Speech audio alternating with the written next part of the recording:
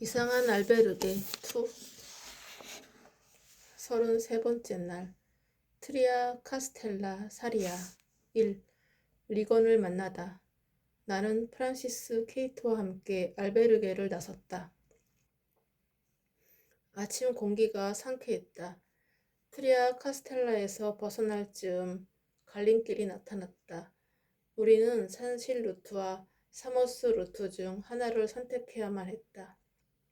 사모스 루트는 산실 루트보다 6km 정도를 더 걸어야 했다. 하지만 길을 따라 오리비오 강과 사리아 강이 이어져 있어 물소리와 함께 걸을 수 있다는 장점이 있었다. 또한 이 길로 가면 스페인에서 가장 오래된 수도원인 사모스 베네딕토 수도원도 볼 수 있다고 했다. 나는 사모스 베네딕토 수도원에 가보고 싶었기에 사모스 루트를 선택했고, 케이트와 프란시스는 더 짧은 길인 산실 루트를 선택했다. 부엔 까미노, 기회가 된다면 또 만나요. 갈림길 앞에서 짧은 작별 인사를 나눈 우리는 서로의 길로 향했다. 나는 오리비오 강을 따라 이어지는 길을 걸으며 촬영을 시작했다. 물소리가 들려올 때면 머릿속도 상쾌해지는 듯했다. 나무가 우거진 숲길은 한적했고 목가적이었다. 그렇게 촬영도 하고 걸으면서 물소리와 함께 명상하면서 걷다 보니 어느새 사모스 베네딕토 수도원에 도착했다. 사모스 베네딕토 수도원은 가이드 투어로만 수도원 내부를 볼 수 있었다. 나는 촬영을 허락받고 투어에 합류했다. 여러 관람객들과 함께 수도원으로 들어가자 아름답게 관리된 정원이 눈에 들어왔다.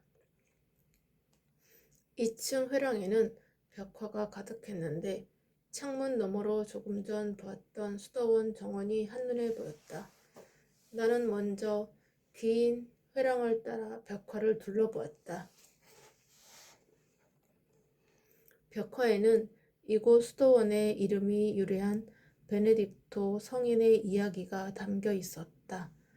베네딕토 성인은 중세 서유럽 문화에서 유명한 성인이었다. 회랑의 끝은 미사를 볼 수 있는 성전으로 연결되어 있었다. 살짝 열린 문으로 들여다본 성전은 경건하면서도 온화한 공간이었다. 나는 수도원 구석구석을 촬영하며 걷다 보니 함께 관람하는 다른 일행들보다 조금 뒤처졌다. 그런 내 앞에 나처럼 다른 일행들과 조금 떨어져서 걸어가는 한 중년 남자가 있었다. 그는 여느 순례자들과 다르게 세미 정장을 입고 그 흔한 배낭 하나 메고 있지 않았다. 그에게서는 조용하지만 뭔가 특별한 느낌이 있었다. 그래서 나는 그에게 다가가 말을 걸었다. 부엔 까미노, 네, 안녕하세요. 정말 인상적인 수도원입니다. 그러네요. 참 아름다운 곳이네요. 촬영 일정만 아니면 며칠 더 머물면서 쉬고 싶은 곳입니다. 저도 그래요. 그런데 혹시 어떤 촬영인지 물어봐도 될까요? 네, 저는 순례길을 촬영하고 있습니다. 그렇군요.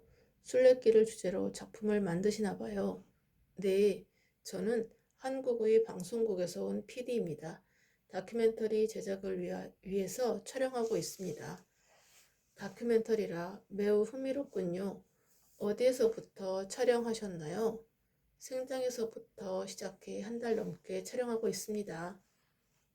정말 대단하군요. 혹시 미국인이십니까? 어떻게 알았죠? 미국에서 공부해 미국식 억양에 익숙합니다. 아, 미국에서 공부하셨군요. 그래서 영어를 잘하시나 보네요. 감사합니다.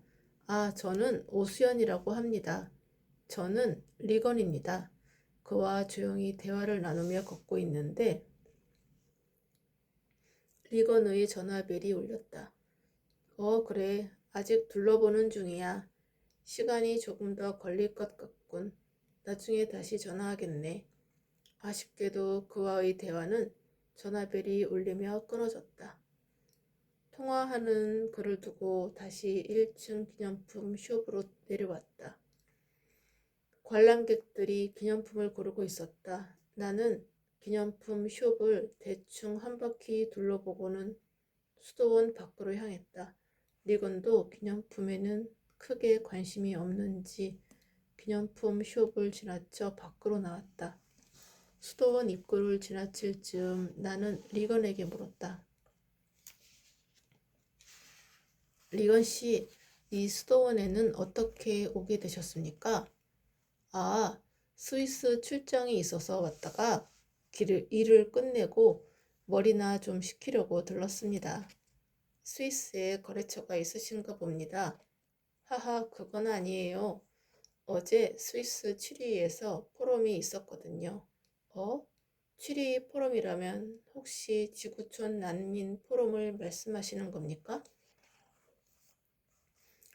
안색이 어두워진 그가 살짝 가라앉은 목소리로 답했다. 네, 맞아요. 제 친구가 거기 생중계에 보도하러 갔습니다.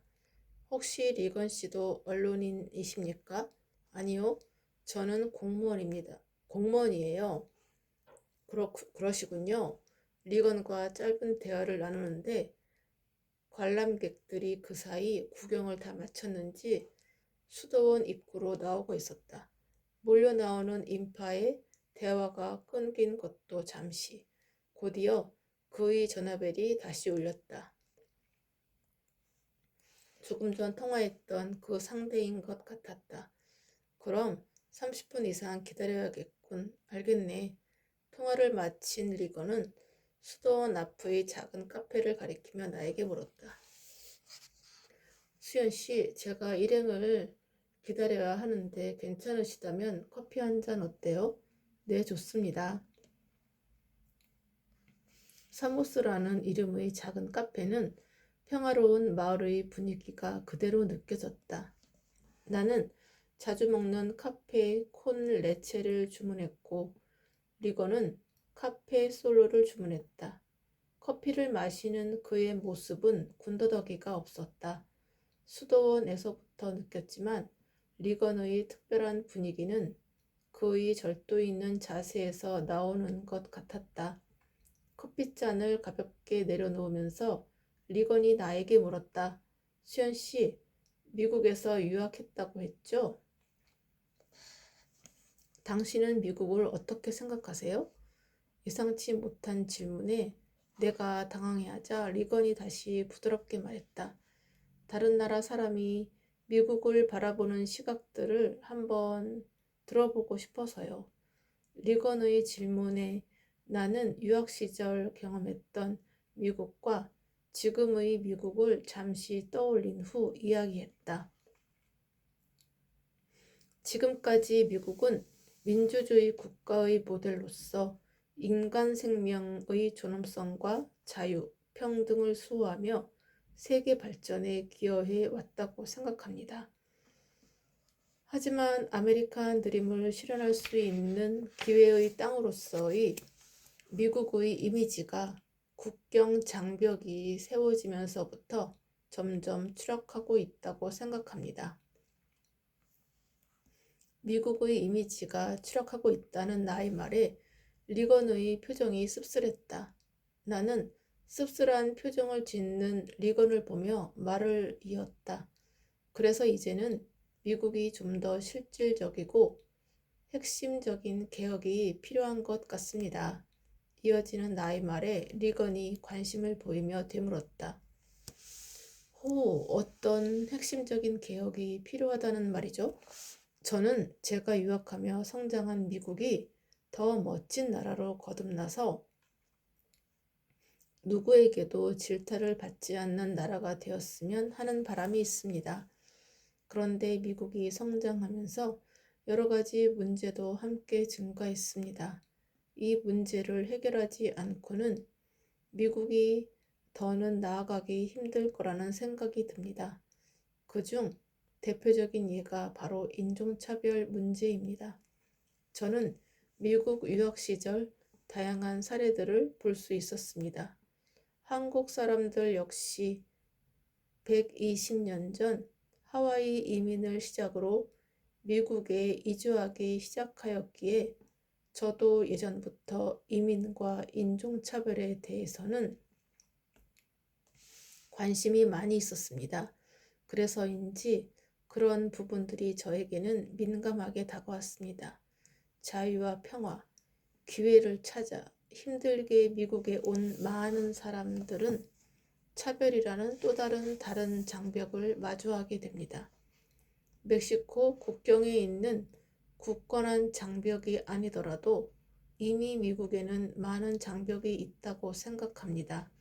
이에 대해 지금 미국이 취하고 있는 정책이 일시적인 대책은 될 수 있을지는 몰라도 근본적인 대책이 되기는 어렵다고 생각합니다. 제가 말씀드린 핵심적인 개혁은 이런 부분에 관한 것입니다. 제가 전문가가 아니기에 직접적인 대안을 제시할 수 없는 것이 매우 안타깝습니다.